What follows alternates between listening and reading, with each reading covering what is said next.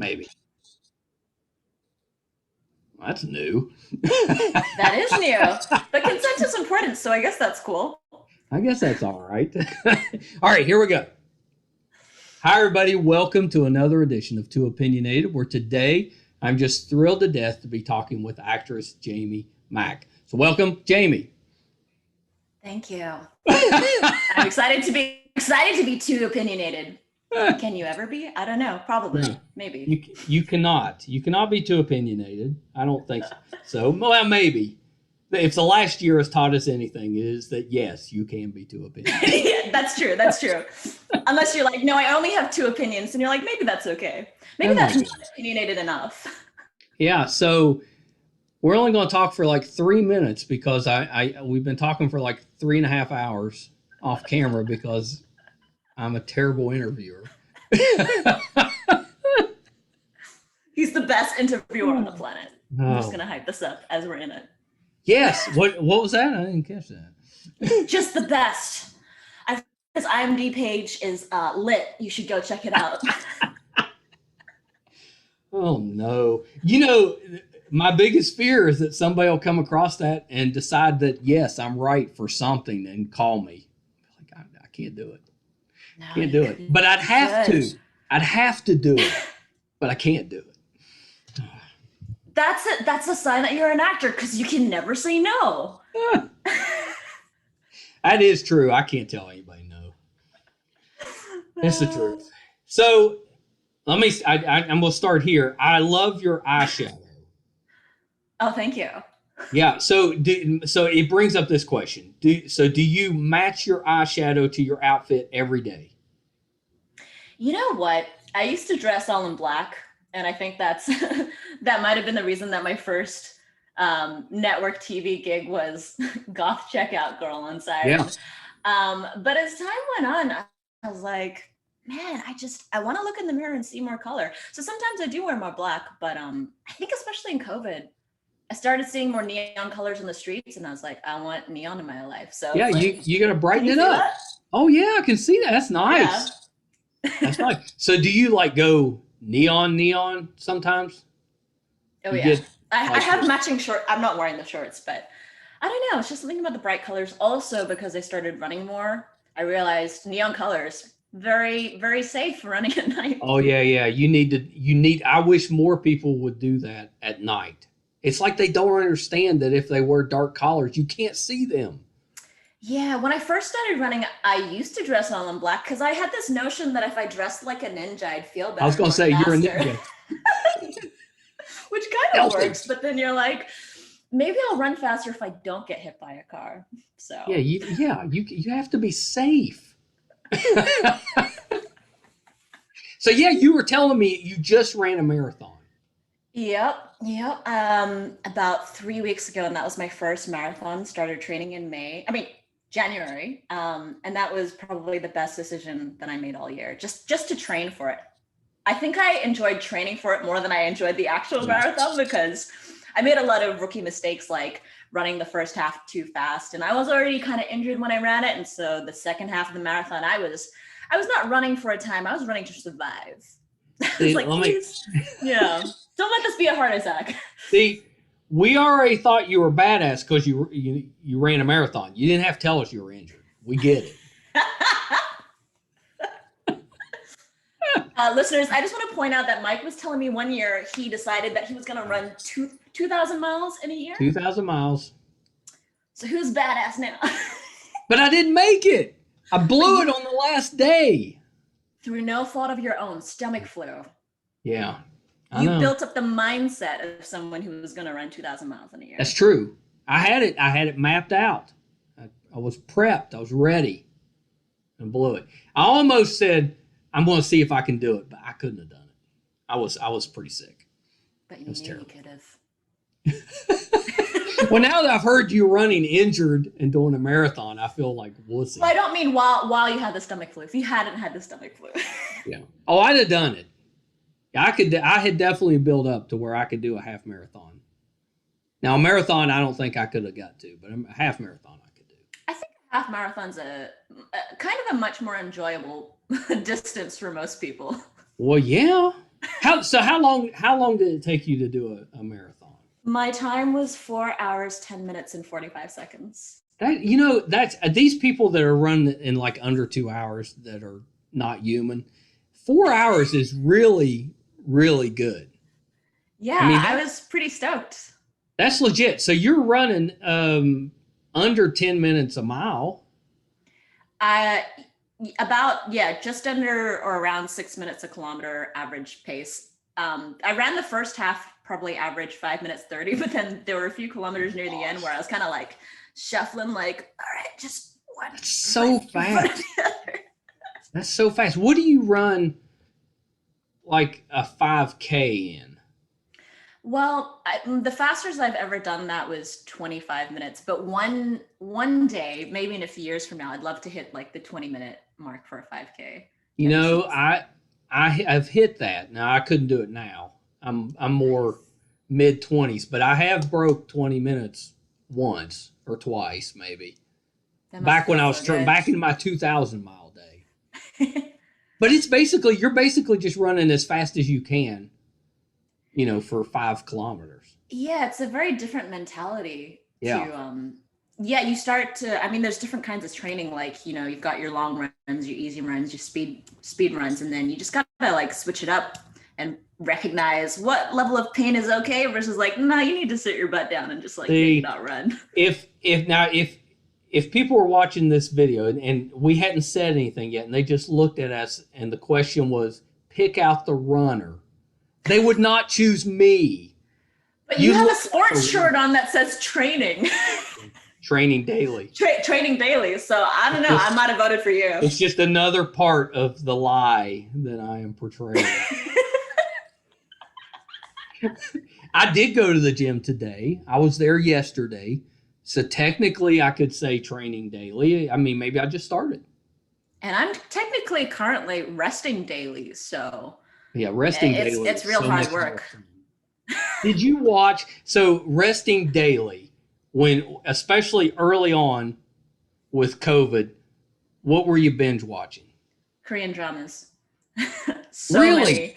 Yeah. Is Korean TV, is it really good? I've heard it's good. Well, so the kinds of Korean dramas I was watching, so I'm just going to shout out my favorite one, which is called Crash Landing on You. And the premise is, question, have you watched any Korean dramas? I know I've watched some movies, Gotcha. but I haven't sat and watched actual shows. But I have heard that there's some really good ones. Yeah, I tend to be drawn to the romantic dramas. Yeah. And what I loved about this one is, so Crash Landing on You, the premise is super successful CEO. She goes paragliding, has an accident, and crash lands in North Korea, where she's discovered by a North Korean soldier.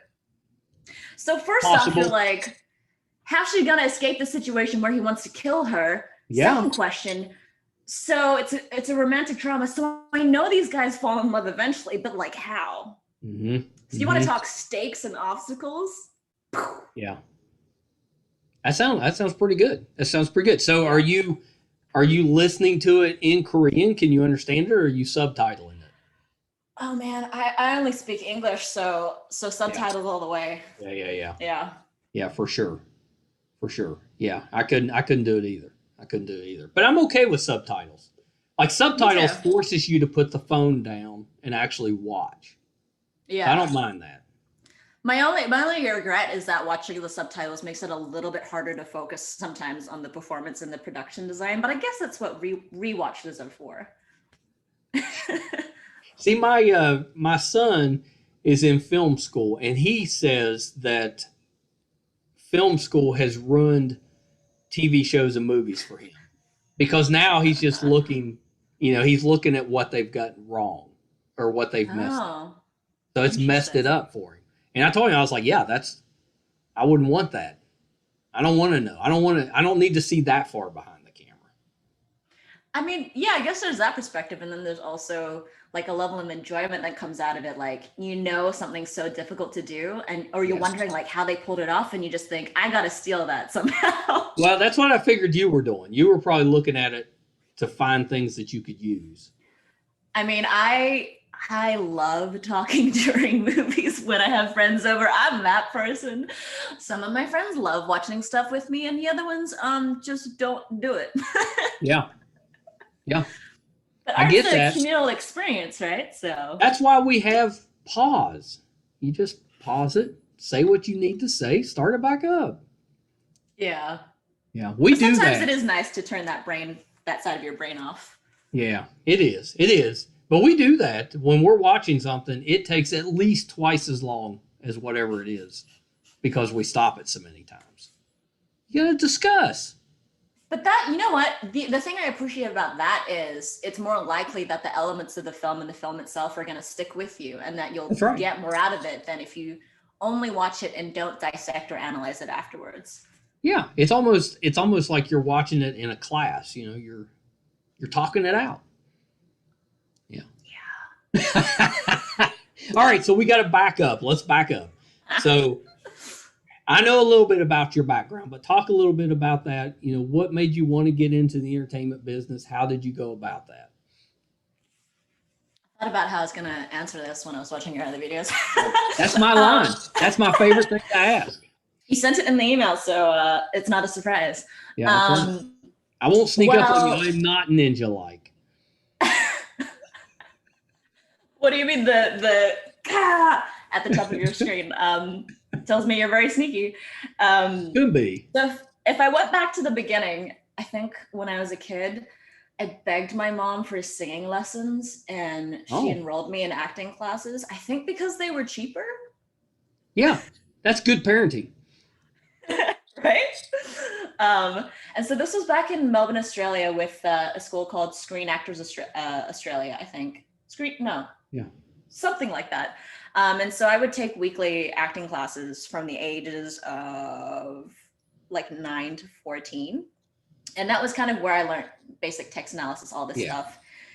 And then, yeah, I really liked it. And I learned how to do screen acting. And then I kind of, very stereotypical teenager, got kind of, well, not stereotypical. I'm sure not every teenager gets depressed. But then I quit all extracurriculars. And then I didn't take back acting again until university, where I joined the Drama Society, auditioned for a play, really enjoyed it.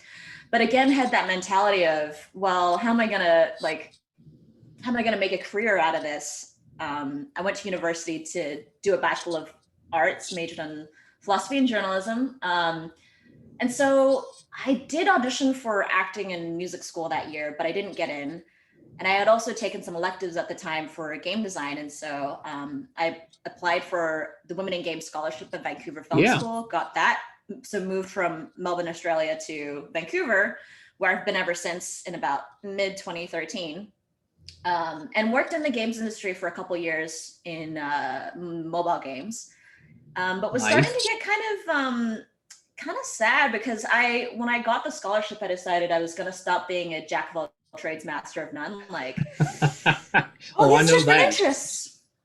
Oh, I know you feel me. And so yeah, I decided to stop doing everything else and just focus on games, make my life about games, and did that for a couple of years. And I had a lot of friends who were independent game developers, and I was really inspired by what they were doing, super creative stuff. But my first job was, in an office that was quite quiet, quite corporate, and immediately felt pretty down. Yep. And I switched jobs and same kind of thing. And I was talking to my friend Jaymee Mak, who actually photographed my first headshot. And I was saying, like, I really miss performing, but like, it'd be so irresponsible for me to quit my job, and like the world doesn't need more actors. But don't.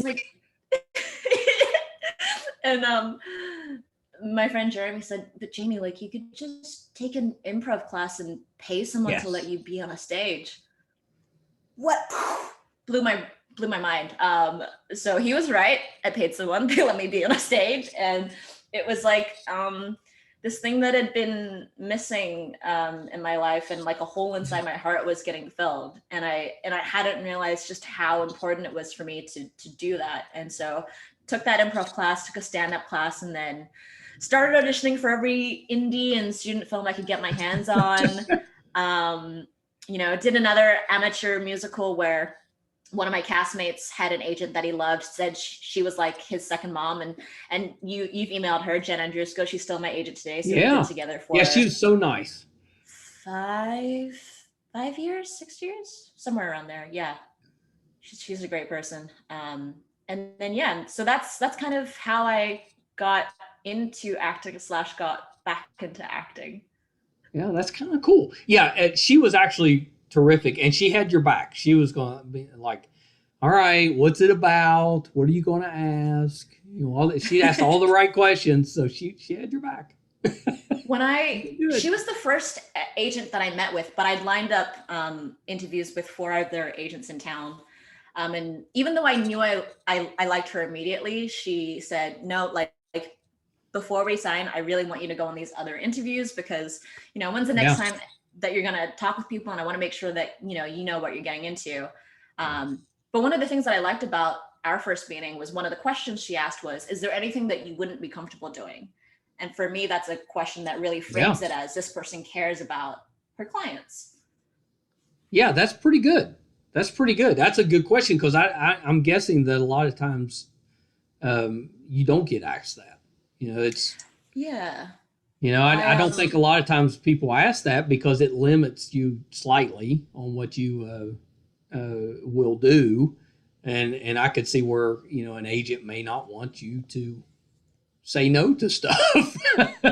Yeah, so that's good. Initially that's I was like, thing. To be honest, like I think I would do anything. Like I really want to be an actor, and then I was like, wait, Jaymee, you're vegetarian, so maybe you're not gonna like eat meat in a commercial for something. You got to have your limits. Come on. What if they wanted you to run 28 miles? Maybe say, hey, no, I'm strictly marathon. That's it. I'd do that, but I would question why they needed a 28 mile long take. Which 28 miles is, I don't know what that is, 185 kilometers or something crazy. I can't do that. Maybe like 60 kilometers or something. Yeah, it's something like that. It's something like that. I think. Who knows? I'm sure people will be commenting like, you dumbasses. I will happily be corrected on anything to do with numbers or math.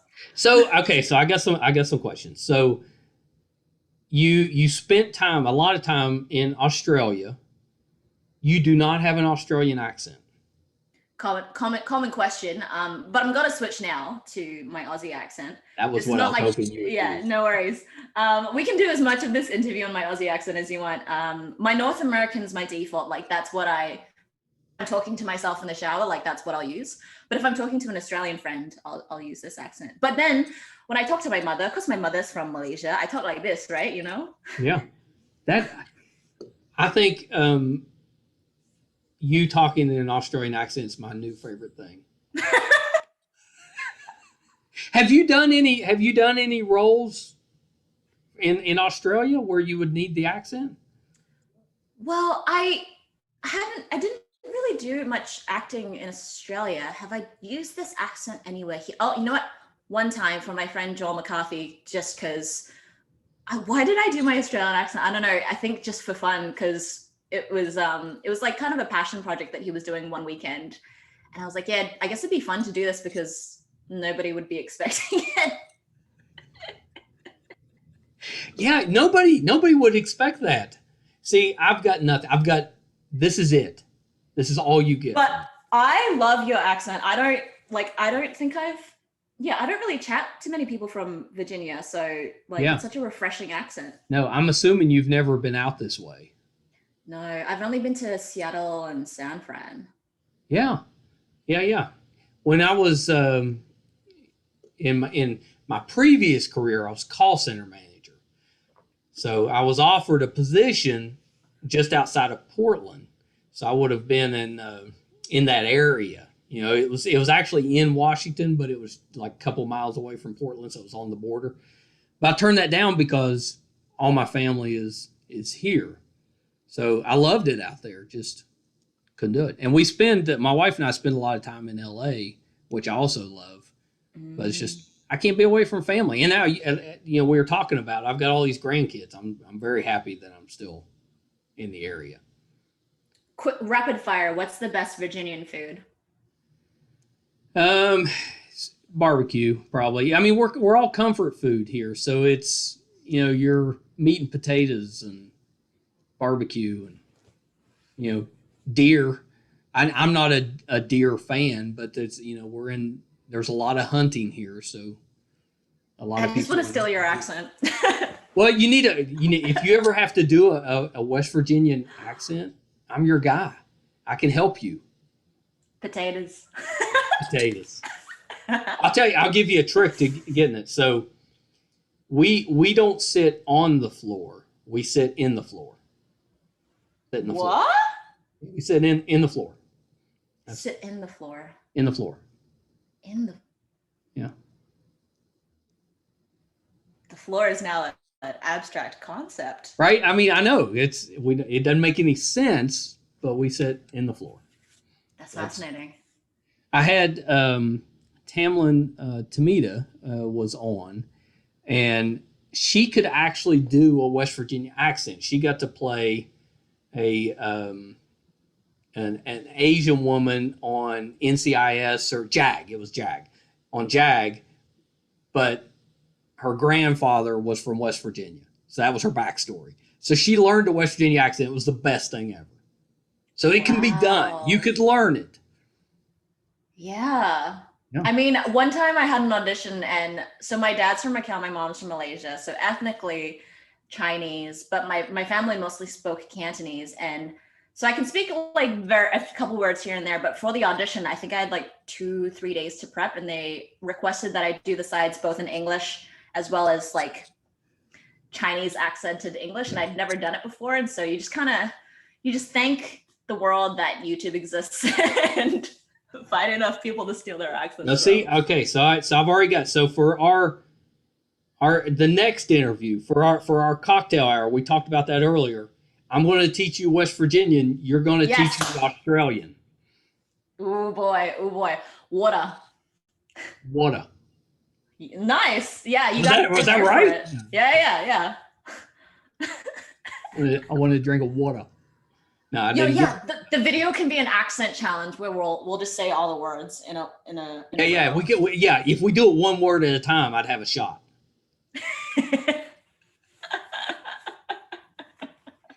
All right, so I wanted to ask. So one of your early jobs was on Siren, right? And you played a goth checkout girl. We mentioned that earlier. So was that during when you were kind of wearing all the black stuff? And so when you went into the audition, they were like, "Yeah, you got it." Yeah, I mean, you know what? You could totally put a picture up right here, on your video. Yeah, I mean, like the first set of headshots that I ever did, I knew I wanted a certain kind of look. I could put my headshot here. Yeah, we need to put them up. And I told my friend I was going for like kind of an edgy Asian. We'll just frame it, edgy Asian look. And so that kind of aligned with the character that was. It was supposed to be a silent on-camera role, and I think for the audition, I think so Jaymee Mak was the casting director for Siren. So in the audition, she's like, "All right, so you're just checking out fish," and this woman, played by Rena Owen, is buying all this fish, and you're just kind of weirded out by it, and you just kind of look at her weird, and like that's the whole audition. And you did, like, you were giving her some looks. Oh, I checked out the fish, and I checked her if she was checking out fish. Well, she had quite the order. Yeah, it was such a fun first network shoot though, because it was basically half a morning, and we basically ended up improvising the entire time. Like the director said, "Yeah, you can just say whatever," and also being vegetarian, he's like, "Okay, can you go grab like the scallops?" And I'd be like, what do scallops look like? And he just kind of stared at me like, what is wrong with this girl? Like, I'm so sorry, I don't eat fish. Or like touching the live lobster and stuff with like 20 rings on my fingers. And you're like, is this sanitary? Like, we're shooting at an actual seafood store in Steveston. Yeah, you got to spray yourself down after that. Yeah. So are you vegetarian, or was the character? No, I'm vegetarian. I've been vegetarian since I was 14. Yeah. So is that so what okay, help me with the difference. So if you are you like full vegetarian, so no animal products at all? So scientifically, you could refer to me as a lacto-ovo vegetarian, meaning I eat eggs and consume dairy. Yeah, Okay. So you do eat cheese. yes, I do. I like All to right. if I make an omelet, I'll put cheese on top and then I'll flip the omelet so that the cheese crisps up. Yeah. That sounds pretty good. Mm-hmm. I could Mm-hmm. eat that. You should eat that. You Yeah. deserve it. I do deserve that. So so I'm just gluten free. I'm celiac, so I can't do gluten. So I'm gluten free, but I basically eat too much of everything else that I can eat. Crispy cheese. I love You crispy can cheese. have crispy cheese. Yeah, I want to try this. All right, the heck with the accents. Now we're cooking. Next time.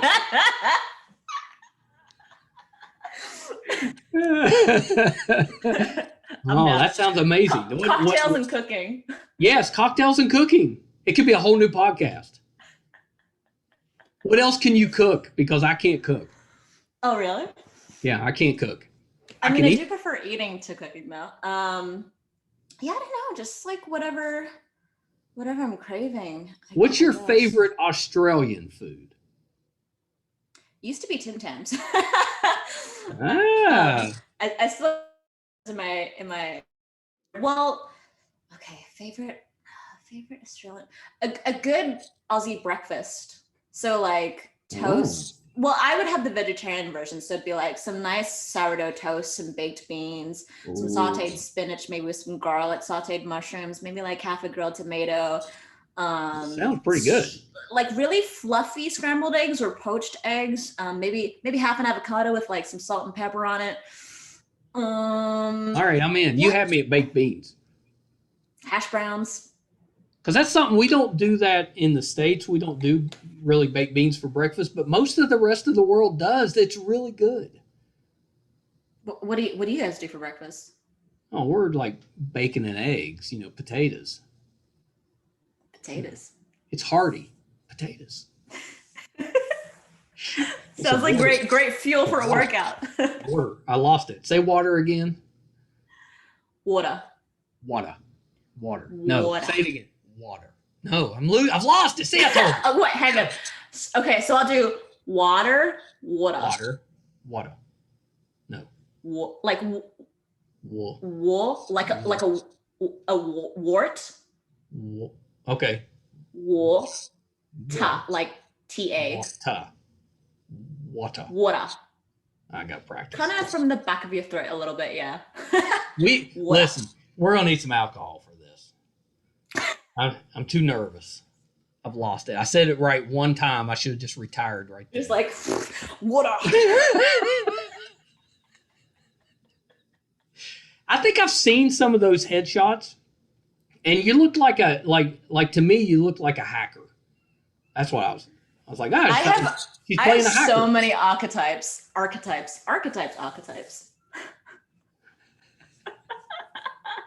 I'll audition for the tech girl because I work games and that kind of thing. The love interest, the man. I say I'm archetypes, and all the archetypes are slipping my brain now. The nerdy girl, Well, you play a whatchamacallit, journalist in Supergirl. yeah, she's more of the bitchy archetype. Yeah, she's kind of mean at times. Sardonic millennial, yeah. Okay, so there was one episode where my character is really mean to a fellow journalist who we discover is a druid, and this season of Supergirl was all about fighting against prejudice, and my character like makes fun of him, puts wood chips in his coffee cup, and yeah, it was straight up workplace harassment. And so when I wrote the scene, I thought like, come on. Yeah, and I just assumed that my character would get fired, but she didn't. So No, but you got called out though. That is true. Yeah. Yeah. Jimmy Olsen stands on the right side of history. He was not happy with you. Yeah. Sorry, boss. Yeah, it was I'm it so was rough. ashamed. It was rough. Yeah. Yeah, and you got called out like in front of everybody. That was terrible. Yep. Yep. And I deserved it. I needed I to. guess. I felt bad for you though. I was like, I know it's a show, but jeez. Ah! Couldn't you bring her into the office? Come on. That's true. Although I guess the victim had been asking the whole office at the time. So, do you have an alter ego on the show? No, I wish. You know Come what? on. I was always hoping that I would get to see a stunt. It's interesting because I'm directing a short film soon for a competition called Running Gun, which is basically you on the Friday evening, they give you 3 surprise elements. It could be a character, a line of dialogue. It's like a cooking show. Yeah. And then you have 48 hours to write, shoot, and edit the whole thing. And I've That's never even awesome. acted stunts before, let alone seen stunts. But I was like, nah, I want stunts in this. So I'm going to direct a short with stunts and we'll see how it goes. That's kind of awesome. So I know you run. Do you do any type of other athletic? I did Something? a couple months of Muay Thai last year, but Yeah. then, COVID. So I would like to train in a martial art after. You kind of have to COVID. if you're going to be in acting. You got to do it. Yeah. I think I would like to do at least one amateur fight just to know how it feels, because I've heard that the mentality of really being in that dangerous situation. I mean, again, if you're doing like amateur boxing or anything, like you've got the full headset and you're not really like the chance of you actually getting concussed is very, very low, but still being in a situation where someone can actually, still. Yeah. I got our next project. So we're going to remake Fight Club. And you're going to be in the Ed Norton role. Okay. And you're going to be my Brad Pitt? I'll be Brad Pitt. We'll totally mess people up. They'll have no idea what's going on. We'll pour some cocktails on them. Drink this water. No, we gotta get you. So do you want to do a superhero or a villain role? Dude, that would be so much fun. You have all to. the power in the world. You have to. The CW has like 47 superhero shows. There has to be a place for you. I mean, I've auditioned for stuff before. I auditioned. I'm just switching accents left and right now. Yeah, throw them out there. I love it. The Boys spinoff. So that was fun. I also auditioned for The Boys. The Boys is such a cool show. If I got a role in that, that'd be so sweet. Did you audition for the woman in The Boys? Yes. Yeah. Oh my gosh! In my head, I was like, she could play the woman.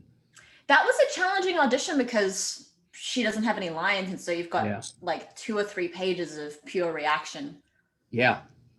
Yeah. Yeah. Have you ever read the comic book? Did a great job. She did. Yeah, I did read a bunch of the comic book before I did the audition. She first of all, the comic book so much worse than the show. I mean, it's excellent comic book, but just it's so much. So graphic. You're so graphic. That's the word I was thinking. Because the show, you watch the show and you're thinking, oh my gosh, that's pretty graphic. It not even close to the comic book. And like the female in the, or the woman, I think it's the female. I think they call it. Yeah, I think it's the female, yeah. Like her thing in the comics is she just rips people's faces off. I mean, it's violent. But that was my thought when I was like, she could have played that role. See, that's how good a podcaster I am. Something in me told me that she was connected there some way. Michael Wall, podcaster / casting director. That's right. I could do it. So you tried out for the spinoff. What was the role in the spinoff? I don't think I could say that yet because they haven't released it yet. Do you know if you got it yet or not? Oh, yeah. I mean, generally... You need me to call somebody? Generally, from my experience, if it's been like, more than 2 weeks and I haven't heard anything, then I just assume that I didn't... You never know, though. Progress. You never know. It's also interesting because when you see the shooting dates listed, so there's two assumptions. There's like, okay, once the shooting date has passed, you think I probably didn't get it, and then also when you see it come out on TV, you're like, I definitely. Oh yeah, that's a good and you're right. She was really good. The actress they got was really good. What about Netflix? They just came out with Jupiter's Legacy. I haven't caught that one yet, but I saw that you've been interviewing people who've been on it. Yeah, it's good, and yeah, I've been trying to catch up with the comic book, and it's got like a zillion different heroes in it. Like they've only had the first season, but once they get into it, it's a zillion. So there's roles there. I'm gonna get you in. I honestly, you know what? I just love any excuse to be on set, really. You know, or you've already done DC, so we could switch to Marvel. We could get you in there. Vancouver's such a DC heavy town too. I know. We've got to talk to a few different people, and everybody's in Vancouver. I need to visit Vancouver. Come, I mean, I can show you some food places. Oh, there you go. Gluten-free. Has to be gluten-free. Mm-hmm. Of course, see, that's the problem. Like in West Virginia, it's really difficult to go out and find gluten-free items. But you go to any big city, it's no problem. It's no big deal. Yeah, I mean, Vancouver's got a lot of alternate diet folks living here, so we tend to be very sensitive to that kind of thing. What's the weather like now? Because it gets cold in Vancouver during the winter. We're in spring. That's what comes after winter. No, autumn comes after winter. Wait, no, hang on. I don't know. Oh my God, my brain. All the seasons are getting messed up. Spring. So. We're in spring, but it's basically summer.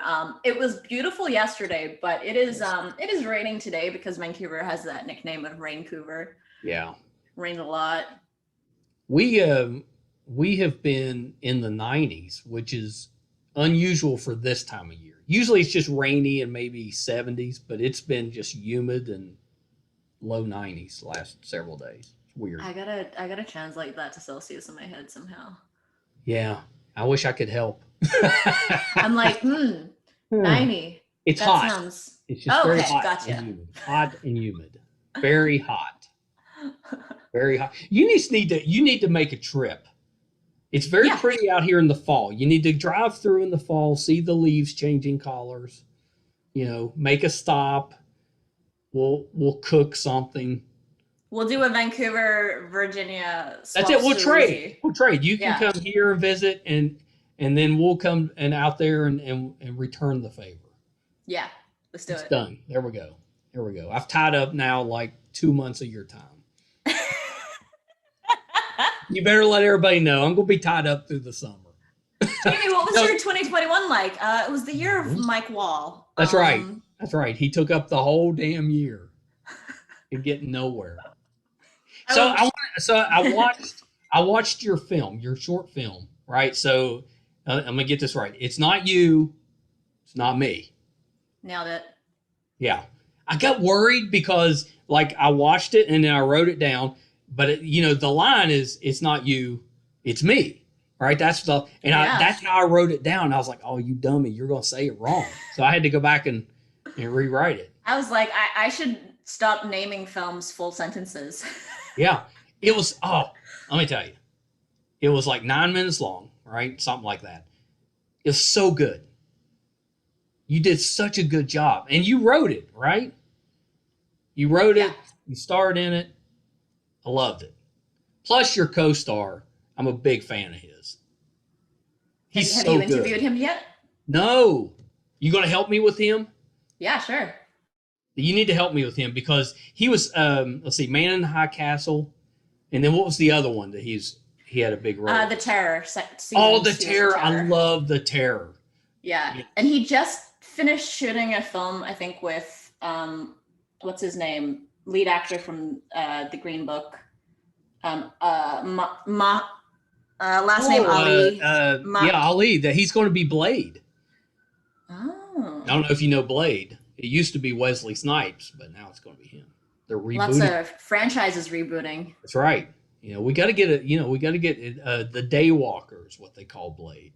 Because he's kind of half vampire, half human. Hmm. You know, maybe he could get you in there. You would be a cool vampire. Oh, I'd be a dope vampire.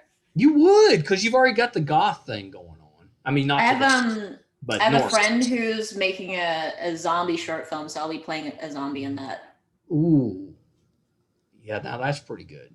That was so. I've got this project that's been simmering that I would kind of like to get going. So it's called Zombie Green Room, right? So it's a bunch of extras on the set of a zombie movie. So they're all dressed in the zombie makeup, but the movie or the series or short, whatever it ends up being, is just them interacting on the set of the movie. What genre is this? It'll be like a comedy. Love it. Yeah, I know. It's a good idea. I'm like, I want to do that one. But which zombie are you playing? No, no, no. I've already figured this out because the least, the like least intense role is like the assistant director role. That's me. Because all I have to yell is like, quiet on set and stuff. So That's so funny because it's like the flip side in real life. Like the first AD has like the most stressful job. I know. But in this the script, he's like, it's nothing. It's I'll be yelling like, hey, stop sitting in the floor, that type of stuff. The kind of AD that everybody loves. Stop sitting in the floor. But I'm not in the floor. Not in the floor.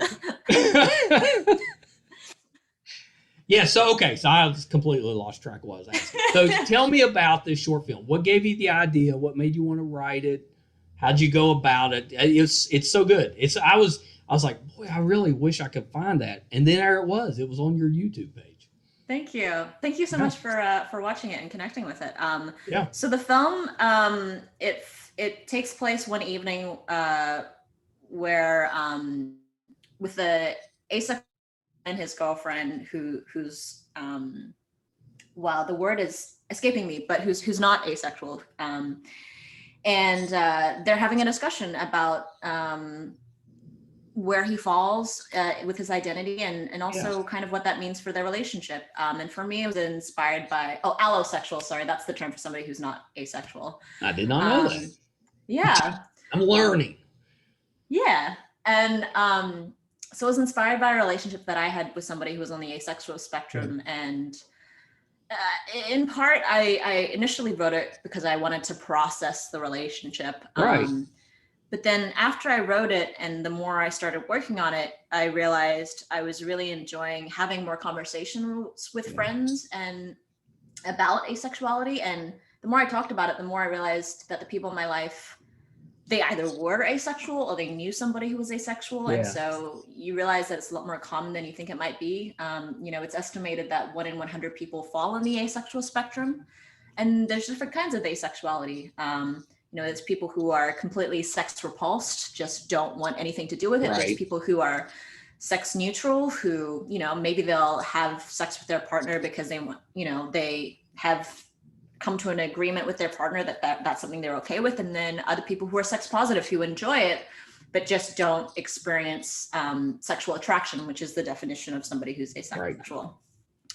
Right. And also I really wanted to make the film because I realized that there wasn't really any media to do with asexuality. And at the time, the most prominent character that I had encountered was Todd Chavez on BoJack Horseman, and his storyline of realizing that he's asexual, finding a partner. And it's so powerful when people are able to define who they are and realize that there's a community of other people out there, because then they don't have to think that they're broken or anything like that. They can just accept who they are and not punish themselves or feel shame for just being themselves. Yeah, I really loved it because it's a little bit heartbreaking because you can tell that these two individuals really care for each other, and they're trying, right? They're trying to figure out a way to make each other happy and to connect. But then you get to see, how it's affecting them because, each one of them's having to give up something that they are in order to connect. At least that's how I kind of took it. And it's so you can see the difficulty that's giving them on their face and the way that they're going through that. But I thought it's so well done because it wasn't just a fight. It wasn't just why can't you give this to me? It was really two people trying to connect because they care for each other, but just really having a difficult time doing that. I thought that was great. It makes me want you to do like part 2 because I really want to know, does it work out? That was kind of why, and you described it so beautifully. I should just write that down. Well, there and you change go. My YouTube Feel description. free. If you could just give me a little thing on IMDb, I'm trying to. Oh yeah, for sure. Yeah. I'll give you an acting credit because I think that's what you deserve. Yeah, that's all I need. That's all I ask. I mean, is that too much to ask? That's all I ask. No, you're not asking for enough. That was why I shot a follow-up interview with my friend Jaymee Mak, who's a asexuality advocate, because I realized like the film does end on kind of a dark note, and I wanted to offer some hope to viewers, especially because some people watch it and it's kind of like their first introduction to asexuality. I had one woman message me saying, your film helped me realize that I was asexual, and that was certainly not my intent in the beginning, but whew, what an awesome thing to be a part of. For sure. Life. Well, that was I was going to ask you that is, I don't know. I don't know, but I am guessing that there's people out there that are in relationships and struggling and don't know why. Yeah. Because they just haven't identified themselves yet. And I wondered if your film helped with that, and there you go. Yeah, I mean, the core tug of the heart with the film for me was this notion of, consent can be really tricky to navigate sometimes. Ultimately, no is no, but when it comes to somebody who doesn't want my partner at the time didn't necessarily want to have sex, but they wanted to make me happy, but I felt uncomfortable knowing that. And so, in the film, you see my character ask her partner if he's sure, but there's that uncertainty in her mind afterwards for sure of, how much emotional coercion was there. Like, I don't know how to feel about this. And there's a whole range of perspectives from the audience too, Yeah. Some people. Well, you can see some of that on his face. Yeah. Like it didn't look like he was sure either. Yeah.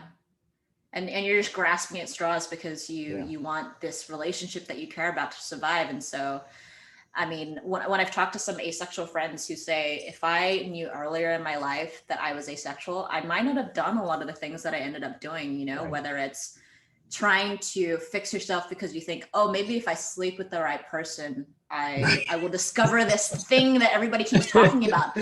And it becomes even more problematic when that opinion is pushed on them from other people, like, somebody who says, oh, you just haven't met the right person yet. And maybe they're forced into a situation that they don't want to be in. So yeah, just the power of having an identity that gives you more confidence to say no to something that you're not comfortable with and just realize that impact is great. Yeah. Have you thought about turning that into like an actual series? I had, but for me, it was specifically wanting to express something that I had experienced. I think what I would be more interested in currently is sometimes I'll have asexual filmmakers reach out to me and they've got scripts that they're working on. And so I'm more in the camp of wanting to provide support to them. I was kind of terrified of writing a film that centered on an identity that I didn't personally express. Right. And so that was why I wanted, to consult with friends who were asexual as I was writing the script and shooting, and even in post-production being like, what do you think? And we certainly had some comments from viewers who say, the film leans too much into the perspective of the allosexual character. I mean, we've also had other comments saying, I learned more about what my allosexual partner might have been feeling. So that was educational for me. And Oh, I yeah. learned more about what I was feeling. And so that was good. But to the comments that are like, I wish this film gave more hope or, focus more on the asexual perspective. My reply is always 100%. You're totally right. I just wish, and more stories are coming out from different asexual perspectives. So the more that we have in this realm, like the less one film can run the risk of generalizing the experience for everyone. Yeah, no, it's so good, and yeah, it definitely is worth the watch. It was one of the best 9 minutes I have spent. It was so good. It was so good. Said from the best podcaster. Oh, like they had the whole failed Quibi type of situation where it was 10 minutes at a time. I was like, well, if you had content like that, maybe. It was also unfortunate that they launched during COVID. Oh my gosh! They've actually because Roku bought all of that out, and some of that I've watched some of it's really good, and I do think if they had any other year, it would have been fine. That was just it's terrible luck, because it's not like they didn't have the talent. They had some really good people working on that stuff. So I caught some clips when I saw ads. Yeah, I would have loved to have watched some of those shows. Yeah, it's unfortunate. Daggone, last year, terrible. We're living in a whole new world. I know. So, are you still auditioning, virtually, or are you back to doing some in person? All virtual, although I had my first in-person audition a couple days ago. It was for a video game, and that was like, whoa, flashback. Like this, it's been so long since I auditioned in person, but I do miss it. Most of my peers miss it too, because nothing really beats getting like a redirect from a casting director and really being able to work back and forth. Because a lot of the times with a self-tape, I mean, it's nice if you know exactly what you want. Right.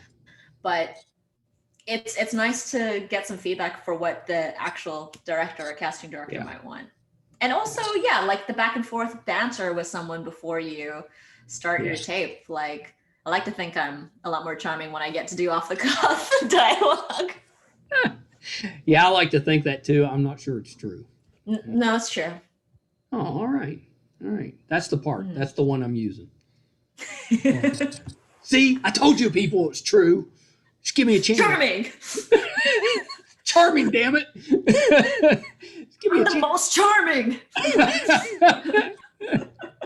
My mother said I was charming. Are you calling my mother a liar? Oh. So I've seen you on a few things. I saw you on Snowpiercer. You had a little part in that. I know. It was brief. I know. What was the other? There was another one. I don't think I wrote it down. Not Outer Limits. Twilight Zone. Yeah. Yeah. Wait, I'm waiting because I was wondering if you had a question tied to it or. No, I don't have a question. I just wanted to mention that I knew you had been in those. You've done a few nerdy things. Was kind of where I was going. You have hit shows that are normal shows that I would watch. Yeah. Yeah, I guess Vancouver does have a lot of that demographic. Yeah, so Snowpiercer, that was something that I was sad about because when I first auditioned for it, my character was supposed to come out of the drawers eventually, and she had a missing sister that she was gonna find and be part of the resistance, and it was such a cool She was fleshed out a little bit. Yeah. So it's kind of sad because that's one of those things where I shot my day on set being in the drawers. They had a fake wig so that guy could cut my hair. And the set is so cool because it's the train. And then, you kind of just never get told that they're not going to use you again. I know. You just never get called back. But I was still part of the mailing list for the Christmas party and everything. But I was I'm not going to show up to that because that's. No, you totally should have shown up. next time, just call me. Let me go and help you out. I'll be like, look, this seems not enough. Something. Come on. That's the Did you good try? thing Did you about... break out the Australian accent? That means Did I? I don't think I did, but maybe. I don't know. I mean, everybody on set was lovely and all that. But the good thing about having experience working behind the camera is that you understand innately that it's nothing to do with you. It's just whatever serves the story. So if your character no longer serves the story, like, it's a lot easier to not take it personally. Oh yeah, you can't take it personally. I totally would, but you cannot. Like, unless I had, like, you know, I don't know, done something inappropriate on someone's desk. That's more of a Lonely Island reference. You know what? I do have something along the for Australian. This I don't know what to call it, but my understanding, because I've interviewed some Australians, is that they like end sentences with a question. So it's like it's really a statement, but they say it like a question. Does that sound right? I'm trying to think of an example. I had one friend growing up who would end her sentences with "but," and it was really weird.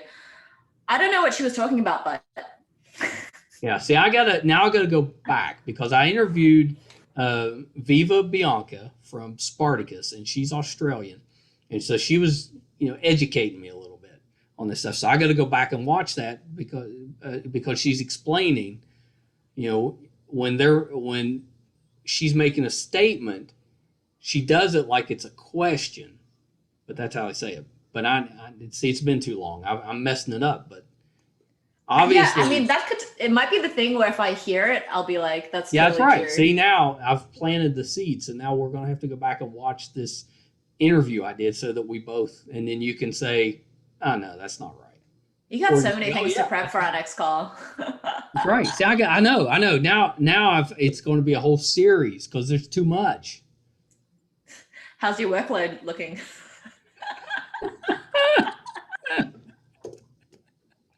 What was now I'm staying there for 6 months, and I don't know when you're going to find time to exercise. And I know. It's going to be very difficult. We may be podcasting while we're running.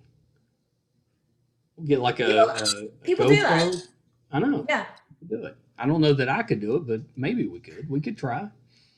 Give it a shot. What was the? You were on another sci-fi show. What was the show? Oh, Salvation. Oh, Salvation. Yes.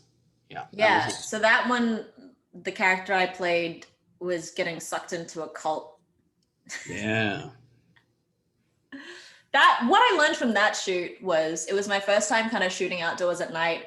And that was where I learned where if it's cold, wardrobe will give you those heat packs that you kind of crack and then you just put them all over yourself. Yeah. Those were gold that night. Yeah, those are nice.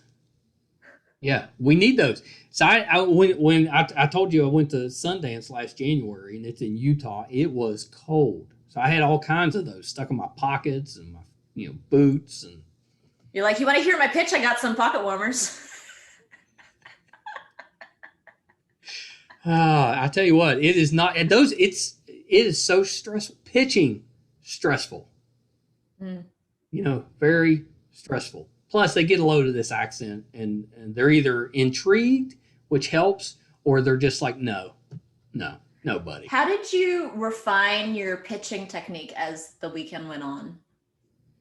Well, it's weird because everybody at Sundance they're all there for something, So you go to the parties after the day, and I figured out that I didn't have to really do much. I just had to wait, and eventually people would come to me and be like, well, "What are you here pitching?" And then I got an opportunity to throw it in there. So what helped me was not trying so hard. I just waited.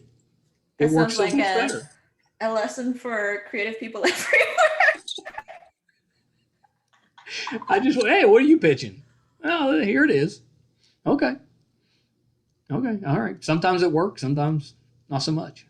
We made some really good contacts. because you don't. I'm assuming. I'm sure that bigger stars they make deals right then, but it just didn't. It doesn't work that way most of the time. You make contacts and then it takes a while. You just keep plugging away. That's how I kind of approach networking. Like just general parties.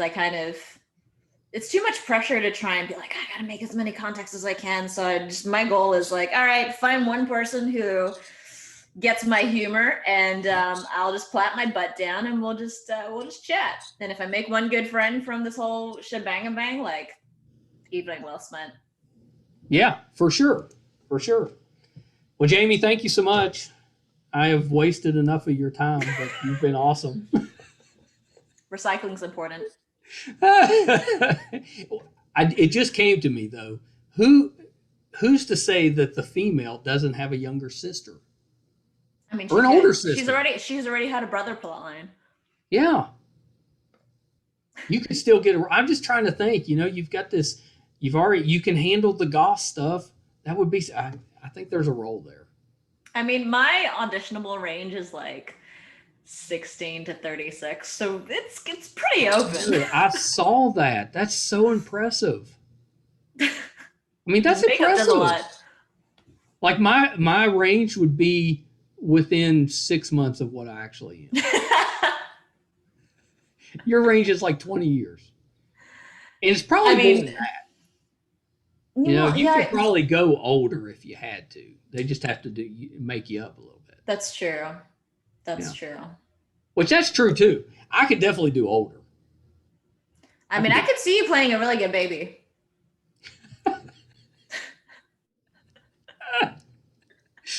Oh, that would be one annoying baby. You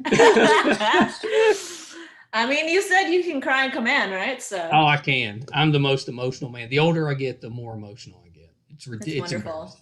It's embarrassing. No. I used to go around and be like, men are only allowed to cry at funerals, sporting events, and something to do with their child. But as I've gotten older, I've mellowed. Now I cry at everything.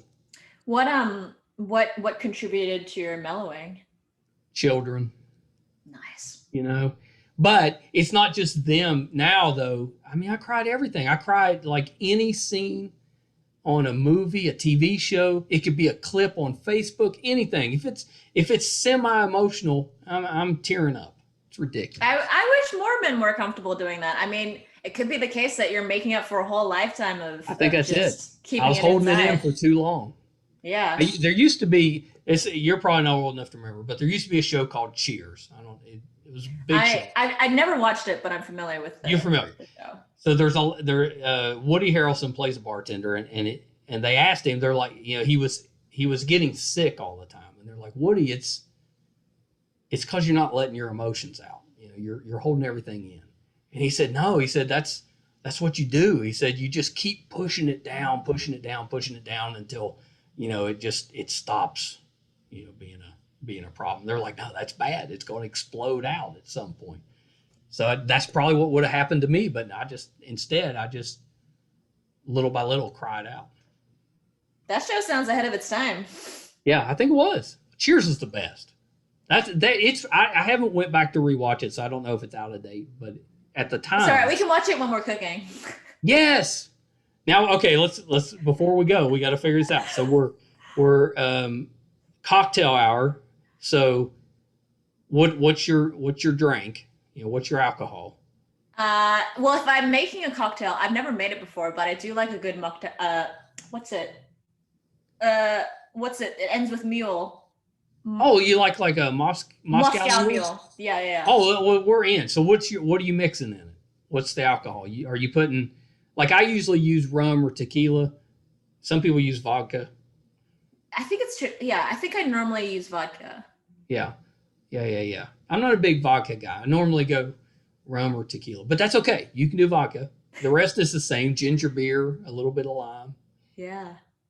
I'm in. Okay, so we're making mules and eggs. The classic combination. The crispy cheese, right? And oh my gosh. And we're watching Cheers. Yeah. Possibly running. And we're running while we do this. I was going to say possibly running. It's going to be one hell of a show. We're going to drop some eggs while we do it. People are like, what is wrong with these two? Just living their best life. You know, though, that's right, living our best life. And that's the type of stuff, though. You do that, and we're like, oh, that was terrible. And then we put it out there, and next thing we know, somebody's calling. We're like, we want to make that a show. And then there we are. We're in the kitchen. We're cooking and drinking. Syndicated. And running and watching, old sitcoms. That's how the best things start. Just people having fun. Just having fun. That's it.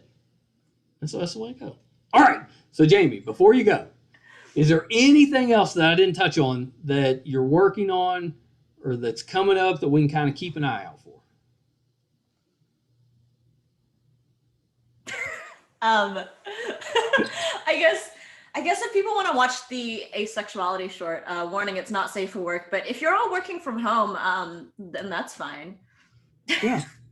Yeah, for sure. And it's not that bad. It's not terrible. I mean, as far as not being safe for work, probably not, but it's not. It's got an implicit scene. It does. If you want to educate your child about asexuality, that is a consideration. Did your previous relationship have they watched it? No, they have not. They pretty much, as soon as I had the idea, I chatted with them about it. And I understand not wanting to kind of rehash the events. Yeah. Although they did visit me on set and they met Lee Shorten, who plays their character, and his response was, well, I think they also had a separate Skype call ahead of time because he wanted to ask him more about his experiences. But when he met Lee on set, he kind of came over and whispered, like, this guy's way too good looking to play me. No, yeah, that's when you say, hey, you sure that guy's good looking enough to play me? That's what he should have said. Lee is a good looking guy. He is a good looking guy. Yes, he's his Instagram page is lots of eye candy for those of you looking for, there you go. A good looking Asian man to spend your time with on your phone. Good looking guy, good actor, short film star. He's got it all. Yep. He's certainly a rising talent for sure. Well, so that was my next question. So what's your social media? Where can we find the film? I know it's on YouTube, but give us all the so my Instagram and Twitter are at Jaymee Mak. I guess that'll be in the show notes. And also my YouTube channel is also Jaymee Mak, which we can also link to in the show notes. Yeah, I found you. I found you pretty easy. I feel found. You were. I was scrolling through. Did you connect with me on LinkedIn? Because I didn't do the LinkedIn search. No, I looked at your page, so you'll get a notification saying that someone creeped your page. Ooh, very nice. All right, I'll take it. Well, we can connect there. It's so annoying though. When it's like, well, tell me who it was.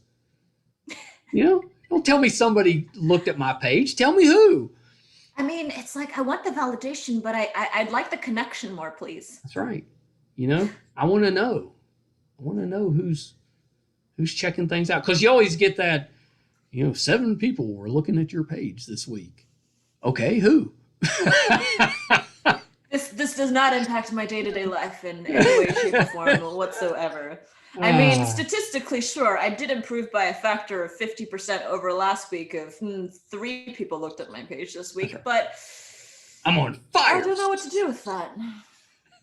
I've always said, so my brother works for the government, right? So he doesn't have any social media. He's very, closed off with that stuff. He can't get any, he won't even talk about what he does because he's afraid somebody's listening somewhere, right? Mm. So I always said I would be like the worst spy because I would tell everybody. It'd be out there. I'd be on Facebook being like, oh, guys, you got to guess what I'm doing. Guess where I'm going. It'd be in the form of a meme, too. Oh, yeah, for sure. So when I was on the Haunted Collector, for weeks afterwards, that's all anybody did was make memes of my 90 seconds on camera. It was the best. I loved it. That's awesome. It was really cool. It was really cool because under my name, it just said Mike Wall, childhood friend. So then all the memes, which by the way, when you do your next short film, if you could find a way just to have me in there introduced as somebody's childhood friend, I don't even need a line, but just so I can kind of, bump up the memes again, that would be great. Was it because your name just sounds like the perfect childhood friend? I think so. I'm like America's childhood friend. You got Steve Carell, America's dad, and Mike Wall, America's childhood friend. One of these days, I'm going to get somebody to put me in something as childhood friend. I've asked a few times, and they're like, "Buddy, no." I'm like, I'm not asking for much. You should just put that label on all of your videos. I think so. I should. I could do it right here on Zoom. Yeah. Michael Wall, childhood friend. Yeah, and then you could put Jaymee Mak, childhood friend's neighbor. Oh, yes. Well, when I get my big show, my big break when it comes through, that's what I want. You have to play the neighbor. Yeah. You'll never see my bottom half. It'll just be like, what's it, Home Improvement? To see me from over the fence. We talked to Al from Home Improvement, right? So Richard Karn, that played Tim Allen's sidekick. And he was great. He's such a good actor. But there was a part in the interview where it was basically this, just shenanigans, where you could tell he was just done. Like he was just like, all right, enough. It was hilarious because it just turned on a dime. He was just, you could tell. He was just like, I'm done with this interview. Enough. I was like, all right, Mr. Carnes, we'll let you go. Oh boy. Boy. Well, Jaymee, thank you so much for putting up with the nonsense and participating. I really appreciate it. You've been great. I wish you all the best with your daily training. 2 days in a row. Nailed it. Yeah. I was doing really. Do you go through periods where like you're just killing it? You're doing it like even better than what you thought you would do. It's like your diet's good, your exercise is on point, everything's great, and then for some reason something throws you off for a few days, and then you can't get back into it. You ever had that happen? I mean, it's my perspective shifted a bit from doing the marathon because I was following, for the first time in my life, I was following a training program. Yeah. And so it was like 5 runs a week. One of them's a long run, one of them's speed training. The 3 remaining ones are recovery runs. And so specifically your recovery runs and your long run are supposed to be run at recovery pace, which is quite slow. Like you have to have the discipline to run slower than you want. It's hard. Yeah, but it's good because you get used to running while you're tired and sore. And so you learn that your body's capable of more than you think it is. Right. And also that like once you warm up, it doesn't really suck as hard. So once you're in the swing of it, it's like, even if I'm not really feeling great that day, I would like get addicted to exercise and stuff. Yeah. So I guess it's interesting because I can definitely relate. But I think part of like the athlete mindset is also recognizing if I'm really not feeling it, part of my training legitimately is I need a break. And take a break. To not feel bad about it. Because I think the shame spiral is part of what, if people take a couple of days off and they're like, oh man, I could never get back into it. Like I'm a failure for having stopped. And it's like, no, you are a rock star for recognizing that you needed to like just recover. Right. And so sometimes you gotta take it easy. Yeah. So when you're ready, you're ready. Come back strong. Yeah. At some point. I assume it hadn't happened yet, but I'm assuming it's coming any day now. You just need a cocktail. All right, Jaymee, hold on. I'm gonna hit pause so I can let you out of this nonsense. Hold on. All right, so that was the awesome Jaymee Mak, my new favorite actress and filmmaker, writer, whatever you want to call her. She's so talented and just such a wonderful person. And literally put up with me for like 2 hours. We had a 20-minute conversation before we started recording. The recording was kind of long, but it was awesome. So I hope you enjoy it. And then we talked for another 20 minutes after we were done. She is just the best. So I know you'll enjoy that. So talented. Please check out her short films on her YouTube page. Really good. You will not be disappointed. And she's great on Supergirl. I mean, just she brings a lot to that role. Just really, really talented. So I had the best time, and we'll definitely be bringing her. There will be a part 2. We'll be bringing her back. Thank you guys so much for tuning in again this week. Do not take that for granted. Appreciate it so, so much. If you haven't done so yet, really appreciate if you will go to YouTube, MeisterCon Pod, and subscribe. That would really help us out. You can check out all of our 250 plus podcasts, audio and video on meistercon.com. There's a terrific blog from Brett. He's such a good writer. All of our traveling, the shows that we'll be going to and covering, everything that we do is on the website, so you can check that out. Thank you guys. Thanks to Jaymee. Until next time, bye everybody.